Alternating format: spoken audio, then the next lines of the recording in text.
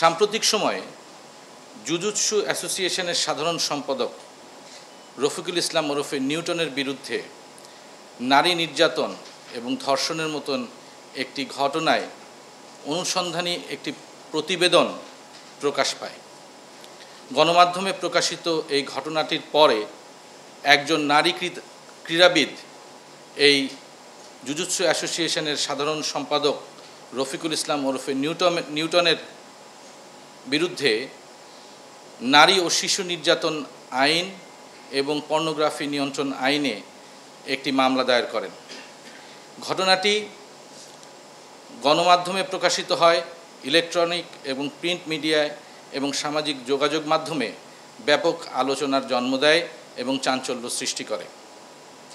Rapid action battalion RAB forces এই ঘটনার সাথে সম্পৃক্ত যে দুজন আসামি আছেন তাদেরকে ধরবার জন্য ব্যাপক নজরদারি বৃদ্ধি করে এবং এরই ধারাবাহিকতায় গতকাল র্যাব 12-র একটি আভিযানিক দল এবং র্যাব সদর দপ্তরের গোয়েন্দা শাখা সম্মিলিতভাবে ঢাকার মিরপুর এবং শাহআলী থানা হতে বাংলাদেশের জুজুৎসু অ্যাসোসিয়েশনের যে সাধারণ সম্পাদক রফিকুল ইসলাম ওরফে নিউটনকে এবং তার সহযোগী একজন নারী ক্রীড়াবিদকে আমরা গ্রেফতার করি।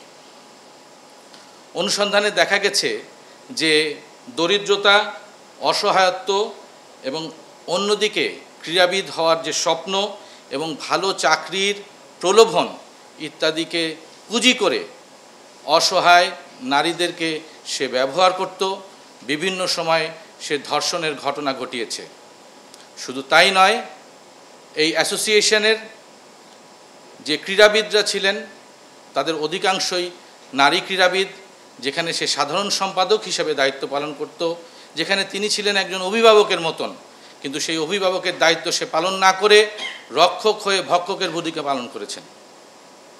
এই জঘন্য কার্যকলাপের মধ্য দিয়ে তিনি দীর্ঘদিন নারী নির্যাতন করেছেন।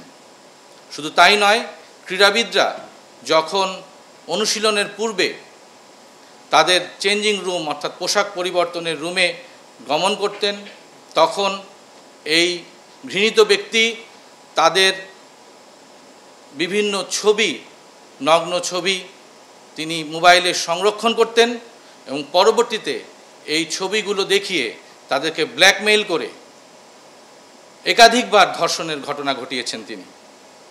শুধু তাই নয়, একজন অপ্রাপ্ত বয়স্ক ক্রীড়াবিদকে ধর্ষণের মাধ্যমে গর্ভবতী করার এবং পরবর্তীতে গর্ভপাত করানোর মতন জঘন্য কাজেও তিনি জড়িত ছিলেন।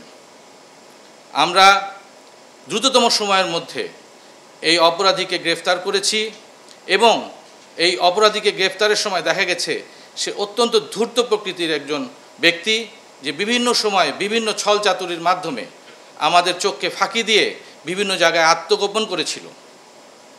আমরা চাই নারীর অধিকার প্রতিষ্ঠিত হোক এবং আমাদের সমাজে যারা আমাদের অভিভাবক হিসেবে দায়িত্ব পালন করছেন তারা আরও সচেতন হবেন এবং নারীর অধিকার এবং নারীর নিরাপত্তার বিষয়টি তারা সবার অগ্রে, সবার উপরে স্থান দিবেন। সবাইকে ধন্যবাদ।